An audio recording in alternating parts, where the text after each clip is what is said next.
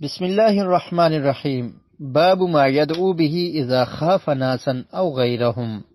لوگوں سے خطرہ ہو تو اس سے بچاؤ کے لیے کون سی دعا پڑھی جانی چاہیے؟ ابی موسیٰ اشعری رضی اللہ عنہ سے روایت ہے کہ رسول اللہ صلی اللہ علیہ وسلم جب کسی قوم سے خوف ہوتا تو یہ دعا پڑھتے تھے: اللہم انا نجعلک فی نحورہم ونعوذ بک من شرورہم۔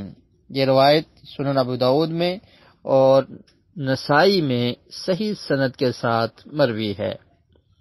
دعا کا ترجمہ یہ ہے کہ اے اللہ، ہم تجھ کو ان کے سامنے کرتے ہیں اور تیرے ذریعے سے ان کی شرارتوں سے پناہ مانگتے ہیں۔ اس میں لفظ انا نجعلک فی نحورہم، نحور استعمال ہوا ہے۔ یہ نحر کی جمع ہے، حلق کے قریب ذبح کرنے والی جگہ۔ مطلب یہ ہے کہ ہم تیری مدد کو اپنے بچاؤ کا ذریعہ سمجھتے ہیں، چنانچہ تو ہی ان کافروں کے مکر و قید کو ہم سے ان کے سینوں کی طرف پھیر دے۔ سفر میں اس دعا کی خاص اہمیت ہے کیونکہ سفر میں دشمن کی طرف سے نقصان پہنچنے کا زیادہ اندیشہ ہوتا ہے۔